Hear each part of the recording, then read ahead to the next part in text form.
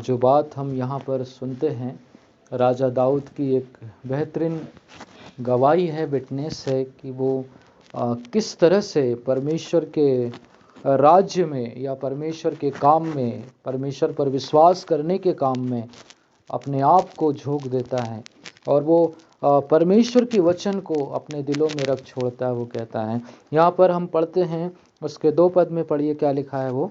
मैं तेरे नियमों से नहीं हटा क्योंकि तू ही ने मुझे तू ही ने क्या किया है, शिक्षा दिया है। परमेश्वर, मैं तेरे वचनों से, तेरी बातों से नहीं हटा क्योंकि तूने मुझे क्या दिया है, शिक्षा दिया है। और लिखा है कि शिक्षा को सुनो और बुद्धिमान हो जाओ। सिखाने वाले की डांट जीवन का मार्ग है, बाइबल कहती है। और परमेश्वर की जो बातें हैं वो एक हमारे लिए शिक्षा है। और इसलिए कहता है कि मैं तेरी शिक्षाओं से, तेरी विधियों से, तेरे वचन से, तेरे ज्ञान से दूर नहीं हटा।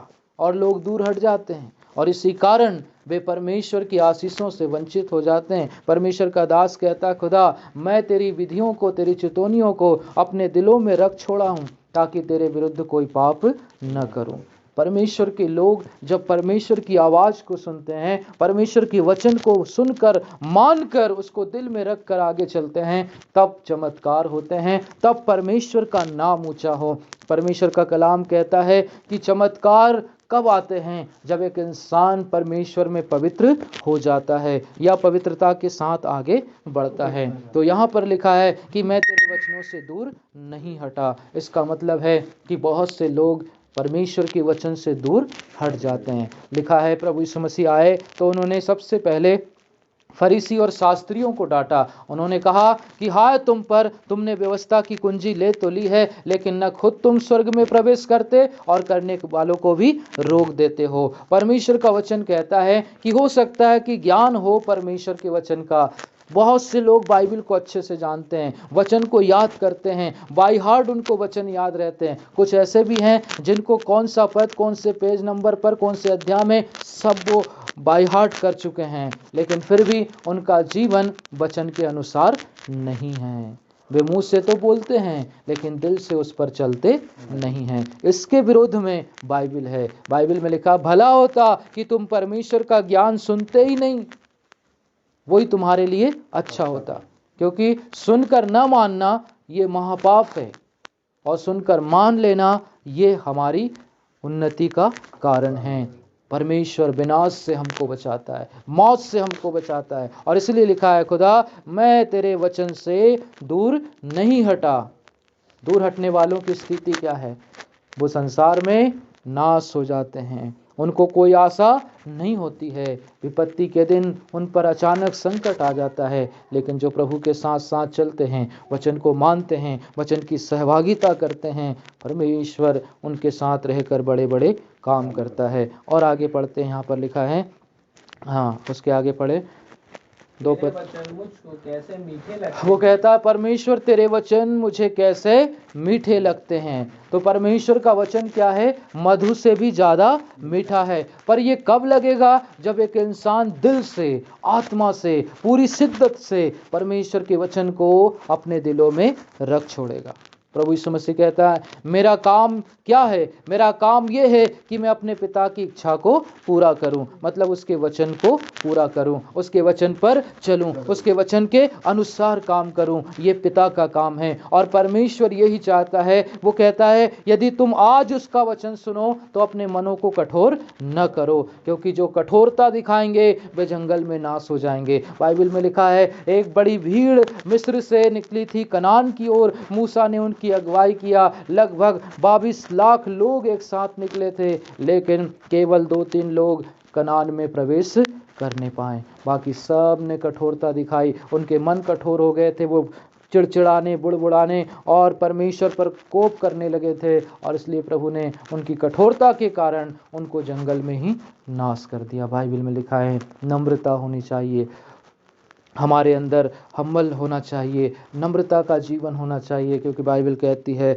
ऐसे लोगों से परमेश्वर प्रसन्न हैं। पहाड़ी उपदेश में प्रभु जी कहते हैं, धन्य हो तू जो नम्र और दीन हो, क्योंकि स्वर्ग का राज्य तुम्हारा ही है। और इसलिए यहाँ पर भी लिखा है कि परमेश्वर, मैं तेरे वचन से दूर नहीं हटा। तेरे वचन मुझे कैसे मीठे लगते हैं, और ये मीठे कब लगेंगे? जब हम पूरे दिमाग से, पूरी आत्मा से, पूरे मन से, पूरी बुद्धि से परमेश्वर से प्रेम करेंगे।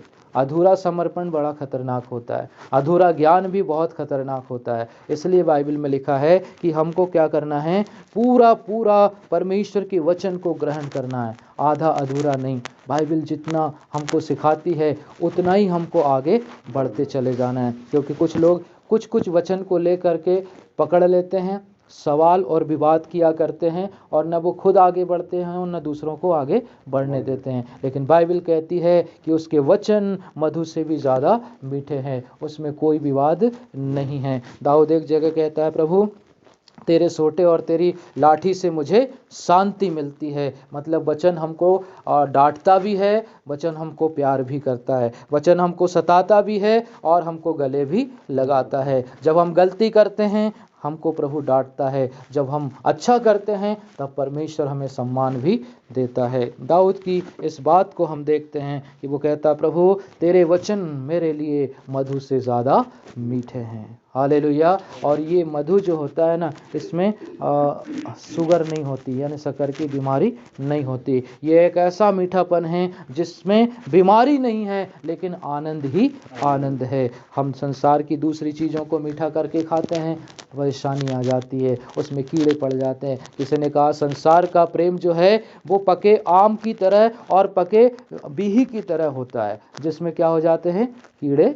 हाँ, ऐसा ही संसार का प्यार है। हम कितना ही प्यार दिखा दें, हम कितना ही उनके लिए कर ले, अपनी जान भी दे दे, तो भी लोग संतुष्ट नहीं होंगे, हम पर वो दोष ही लगाएंगे। ये है संसार का प्रेम। लेकिन प्रभु का प्रेम यह है कि अगर हम उसके लिए मरने को तैयार हो जाएं तो परमेश्वर हमको कभी भी नहीं मारेगा, परंतु वो कहता है कि तुम मेरे साथ स्वर्ग में जाओगे और राज्य करोगे मेरे साथ इस्राएल के 12 गोत्रों पर। हालेलुया। इसलिए वचन कहता है हे प्रभु जी, तेरा जो वचन है मेरे लिए मधु से ज़्यादा मीठा है। हाँ, और आगे पढ़ते हैं, लिखा है तेरे वचन मुझको कैसे मीठे लगते हैं, तेरे वचन मुझे कैसे मीठे लगते हैं, वे मेरे मुंह में मधु से भी मीठे वो हैं। मेरे मुंह में मधु से भी ज़्यादा मीठे हैं। हाँ, कड़वापन अच्छा है, लेकिन परमेश्वर का वचन कड़वा ही नहीं, मीठा भी है। हालेलुया। एक जगह वो कहता है, यहोवा का भारी वचन सुनो, हाय हाय पृथ्वी के रहने वालों तुम पर हाय, क्योंकि देखो तुम्हारे लिए डर, भय और फंदा है, और जो कोई डर के मारे भागेगा वो गड्ढे में गिरेगा, और जो गड्ढे में से निकले वो फंदे में फंसेगा, और जो फंदे में से बचे वो तलवार से मरेगा। और इसलिए हाय हाय करो मनुष्यों, क्योंकि तुम्हारे लिए कहीं भी शांति नहीं है, लेकिन एक ही जगह शांति है, और वो शांति का राजकुमार प्रभु यीशु मसीह है, जो तुम्हारे लिए मर गया है, तुम्हारे लिए जी उठा है, और तुम्हारे लिए स्वर्ग गया ताकि तुम्हारे लिए घर बना सके, और फिर वो आएगा ताकि वो तुमको ले जा सके। हालेलुया। अनंत जीवन के लिए। और इसलिए बाइबल कहती है दुनिया घबरा रही है, एक बड़ा डर और एक बड़ा माहौल बना हुआ है भयभीत होने का, जिसको आज हम देख सकते हैं। पूरी दुनिया में कोरोना ने दहशत मचा दी है, लोग डरे हुए हैं, घर से मत निकलो, किसी से मत मिलो, सबके लिए दरवाजे बंद करो, किसी से हाथ न मिलाओ, किसी को गले मत मिलाओ, किसी से बात मत करो, सब जगह बंदिश हो गई है, डरे हुए हैं लोग। लेकिन बाइबल में लिखा हुआ है तेरा परमेश्वर तेरे आने जाने में तेरी रक्षा करेगा। विपत्ति के समय, संकट के समय अति सहज से मिलने वाला तेरा परमेश्वर होगा। लोग डरेंगे, दहशत में होंगे, लेकिन परमेश्वर हमको बचाता रहेगा। बाइबल में लिखा है कि वो और उसकी सुरक्षा हमारे लिए पर्याप्त है। और आगे पढ़ते हैं, क्या लिखा है? तेरे उपदेशों के कारण मैं समझदार हो जाता हूँ। हाँ, बुद्धिमान वो है जो विपत्ति को आते देखकर छिप जाता है। मतलब भविष्य में एक बड़ा भयंकर संकट और महासंकट, क्लेश और याकूब का महाक्लेश का दिन आएगा, यानी विपत्ति आएंगी ही आएंगी, इसको कोई रोक नहीं सकता। कोई कितनी ही प्रार्थना कर ले, परमेश्वर का वचन कहता है जगत में अभी तक ऐसी विपत्ति नहीं आई जो अब आने वाली है। और वो विपत्ति आएंगी, संकट आएंगे, दुख आएंगे, और ये किनके लिए आएंगे? जो लोग परमेश्वर के वचन को अपने दिल में नहीं रखते, अपने मुंह में तो रखते हैं लेकिन अपने मन में नहीं रखते, अपने दिमाग में नहीं रखते, अपने जीवन चरित्र में नहीं रखते और वे केवल मुंह से आदर करते हैं, ऐसे लोगों पर विपत्ति आएगी। और कोई प्रार्थना, लिखा है कि उस समय एलिया और मूसा भी प्रार्थना करे तो भी मैं उनकी प्रार्थना को नहीं सुनूंगा, पर परमेश्वर अभी हमारी प्रार्थनाओं को सुन रहा है।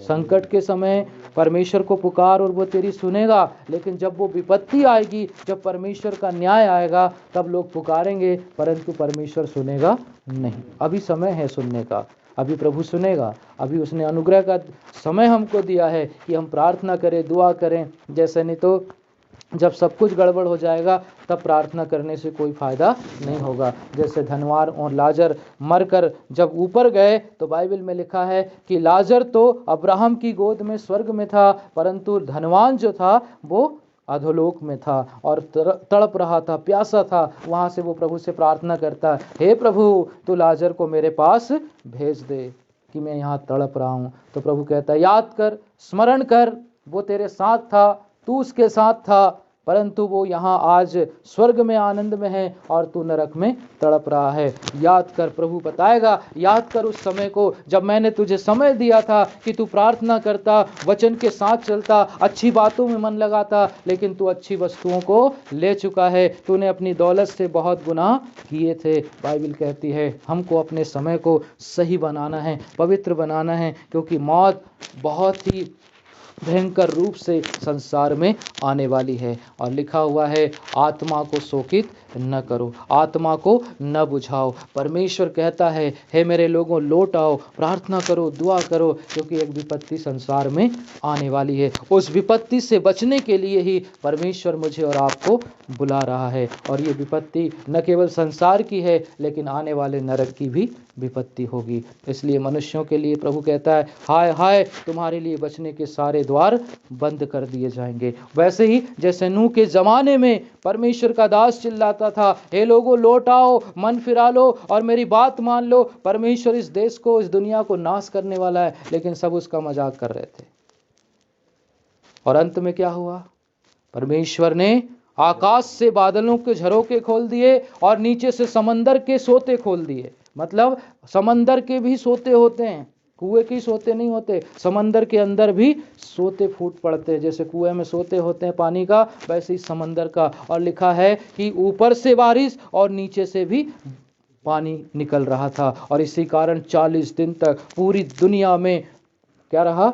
पानी भरा रहा और सब लोग मर मिटे, सब लोग मर मिटे जिन्होंने परमेश्वर के वचन को विश्वास नहीं किया था, ग्रहण नहीं किया था, उसकी बातों को सुना नहीं था। ऐसी विपत्ति एक बार फिर दुनिया में आएगी। बाइबल में लिखा है परमेश्वर ने वाचा बांधी है और उसने शपथ खाई है कि एक बार मैं फिर पृथ्वी को हिला दूंगा और आकाश को भी हिला कर रख दूंगा। यानी कि मनुष्यों के लिए आफत ही आफत है। लेकिन जो लोग आज अभी इस समय परमेश्वर के वचन को सुनकर उससे डरते हैं, भयभीत रहते हैं, पवित्र बने रहते हैं, परमेश्वर उन विपत्तियों से उनको क्या करेगा?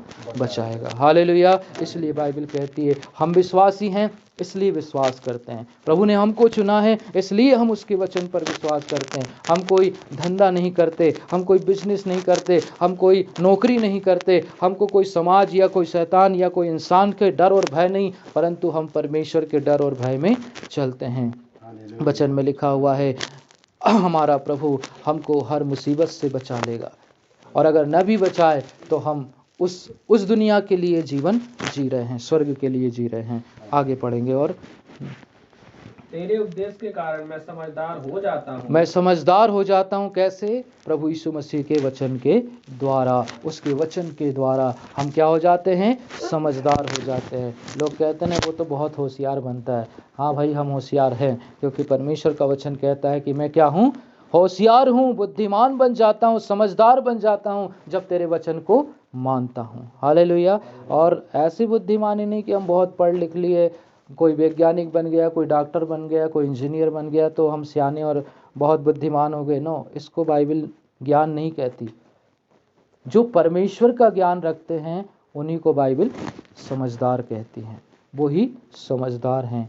और दाऊद इस बात को कहता है। देखिए दाऊद ने क्यों ऐसा कहा, क्योंकि वो अपने अनुभव से लिखता है। जब सारे इज़राइल राजा लोग, तमाम लोग घबरा गए थे और बड़ा चैलेंज था गोलियत उनके लिए कि जो कोई गोलियत को हरा देगा या गोलियत उनको हरा देगा वो उसकी गुलामी करेगा। लोग डरे हुए थे, लेकिन दाऊद छोटा सा था, ईश्वर पर भरोसा करता था और इसलिए वो कहता है कि तेरे वचन के द्वारा मैं समझदार हो जाता हूँ। समझदार होने के कारण उसने 5 पत्थर उठाए और उसने गोलियत के सर पर दे मारा और क्या हुआ, गोलियत मर गया। हालेलुया।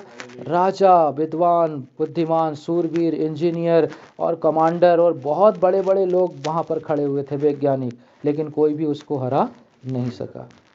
समझदार वो है जो परमेश्वर के हाथों में है, परमेश्वर के हाथों के नीचे हैं। परमेश्वर उनको समझदार बनाएगा और उनको बताएगा कि शैतान को कैसे गिराया जाता है, कैसे परमेश्वर तुमको ऊपर उठाएगा। और वो जो चरवाहा था, जो लड़का था, वो उस राज्य का राजा बन गया। हालेलुया। लिखा है साउल के बाद दाऊद राजा बन गया। क्यों? क्योंकि वो समझदार था। परमेश्वर का वचन हमको भी कहता है कि तुम मेरे साथ इस्राएल के गोत्रों पर क्या करोगे, राज्य करोगे। तो राज्य कौन करता है? राजा करता है। हालेलुया। ऐसे ही हमको भी प्रभु ने अभी तो प्रिंस बना के रखा है, लेकिन आने वाले समय में हम राजा बन जाएंगे। हालेलुया। तब ये जो करोड़पति, अरबपति, धीरूभाई अंबानी और जितने भी हमारी सरकार है, इनके ऊपर हम राज्य करेंगे। यहाँ तक कि स्वर्गदूत भी हमारी सेवा में आएंगे और हमको सलाम ठोकेंगे। क्यों? क्योंकि अभी हम परमेश्वर के वचन को अपने दिल में रखे हुए हैं। हालेलुया। जैसा प्रभु यीशु मसीह का स्वभाव था वैसा हमारा स्वभाव था, होना चाहिए। जैसे वो पवित्र था वैसे हम पवित्र होने चाहिए। जैसे उसने परमेश्वर की आज्ञा को दुख उठा उठा कर माना, वैसे ही हमको भी परमेश्वर की आज्ञा को दुख उठा उठा कर मानना चाहिए। और तब हम दाऊद की तरह कह सकते हैं, प्रभु तेरे वचन के द्वारा, तेरे उपदेश के द्वारा मैं क्या हो जाता हूँ, समझदार हो जाता हूँ। हालेलुया। समझदार इंसान पाप नहीं करता, समझदार इंसान दगा नहीं देता, समझदार इंसान किसी को धोखा नहीं देता, समझदार इंसान अपने परिवार की, अपने बच्चों की, अपने पड़ोसी की, अपने देश, अपने समाज की क्या करता है, रक्षा करता है। वो कभी भी उल्टे काम नहीं करता, वो समझदार कहलाता है। इसलिए लगता है वो बहुत समझदार है, क्योंकि वो अपने परिवार का ख्याल रखता है। इसलिए बाइबल भी हमको समझदार बनाती हैं। 105 पद को पढ़ेंगे। तेरे वचन मेरे पाँव के लिए दीपक, तेरा वचन मेरे पाँव के लिए दीपक है और मेरे मार्ग के लिए और मेरे मार्ग के लिए क्या है वो। हालेलुया। जो व्यक्ति ऐसी ऐसी बात कहते हैं कि प्रभु तेरा वचन कदम कदम पर मुझे अगुवाई करता है, तेरा वचन मेरे हर रास्ते में मुझे बताता है कि कैसे चलना चाहिए, कैसे काम करना चाहिए। जब हम उसके वचन का सहारा लेते हैं, वो हमारे लिए, पाँव के लिए क्या बन जाता है, दीपक बन जाता है और मार्ग में उजियाला बन जाता है। हम अंधेरे में इधर उधर घूमेंगे नहीं, ठोकर नहीं खाएंगे, रास्ता नहीं दिख रहा, प्रभु हमको क्या करेगा, रास्ता भी दिखाएगा, क्योंकि वो सच्चा परमेश्वर है। दाऊद कहता तेरा वचन मुझे ठोकर खाने से बचाता है, तेरा वचन मेरे पाँव के लिए दीपक है। कोई अंधेरे में चलेगा तो ठोकर खाएगा और गिर जाएगा, लेकिन अगर कोई उजाले में चले तो ठोकर नहीं खाएगा। ऐसा ही प्रभु का वचन है, उजाला है ये। वो कहता है मैं जगत की ज्योति हूँ, मेरा वचन जगत की ज्योति है, जो उस पर विश्वास करेगा वो अंधेरे में नहीं चलेगा। 107 पद को पढ़िए, क्या लिखा है।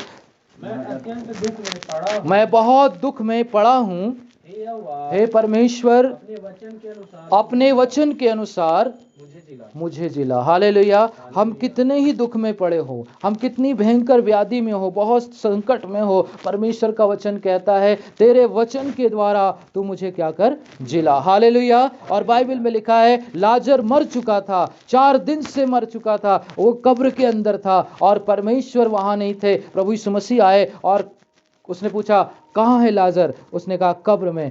प्रभु से वो कहते हैं अरे प्रभु आप जाने से क्या फायदा, जब बुलाया तब तो तू आया नहीं, तूने लेट कर दिया और अब उसकी कब्र में तो बदबू आ रही होगी। परमेश्वर कहता है तुम विश्वास करोगे तो परमेश्वर के चमत्कार को देखोगे। और प्रभु ने कब्र पर जाकर कहा हे लाजर निकल आ, और बड़ी ललकार के साथ ऊंचे शब्द से उसने पुकारा। हालेलुया। उसका वचन था हे लाजर निकल आ, और वो जो मर गया था परमेश्वर की आवाज सुनकर हालेलुया बाहर आ गया। क्यों? क्योंकि वचन कहता है परमेश्वर का जीवित वचन हमको जीवित करता है, हमारी मुर्दा अवस्था को दूर करता है, हमारी तकलीफों को दूर करता है, हमारी बीमारियों को दूर करता है। उसके वचन के द्वारा यीशु मसीह ने मुर्दों को जिंदा किया, उसके वचन के द्वारा उसने बीमारों को चंगा किया, लकवों के मारों को ठीक किया, अंधों को आंखें दी, लंगड़ों को चलाया, और न जाने कितने चमत्कार परमेश्वर ने अपने वचन के अनुसार किया। हालेलुया। और दाऊद भी ये कहता है, हे प्रभु मैं अत्यंत दुख में पड़ा हूं, लेकिन तू मुझे अपने वचन के अनुसार जिला लिखा है। हालेलुया। हम प्रभु के वचन के अनुसार जीते हैं, हम वचन के अनुसार चलते हैं, परमेश्वर के वचन के अनुसार बोलते हैं। हमारा जीवन चरित्र परमेश्वर के अनुग्रह में बढ़ता चला जाना चाहिए। 115 पद और पढ़ें जल्दी से। क्या लिखा है? हे कुकर्मियों मुझसे दूर हो जाओ,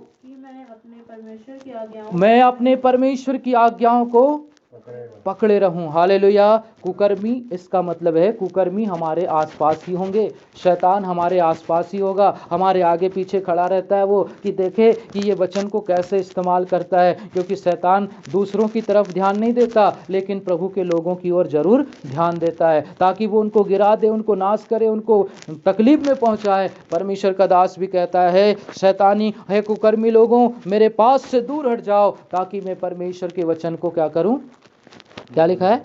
मानता रहूं, पकड़े रहूं, उसके अनुसार काम करता रहूं। हालेलुया। इसलिए वचन में लिखा है, उसका वचन हमारे लिए पांव का दीपक है, हमारे लिए मार्ग में उजियाला है, हमारे लिए जीवनदायक आत्मा है। उसका वचन हमें चंगाई और आनंद और शांति देता है। उसके वचन से हम तरोताजा हो जाते हैं। अगर हम मुर्दा भी हैं तो बाइबल कहती है कि तू जीवित हो जाएगा। हालेलुया। वचन की हकीकत यह है कि हम परमेश्वर के वचन को अपने लिए मधु ठहराएं, अपने लिए ज्योति ठहराएं, अपने लिए आनंद और शांति और अनुग्रह का वचन हमारे लिए प्रभु ने दिया है। इसलिए उस वचन के साथ हमको आगे बढ़ना है। प्रभु इस वचन पर हमें आशीर्वाद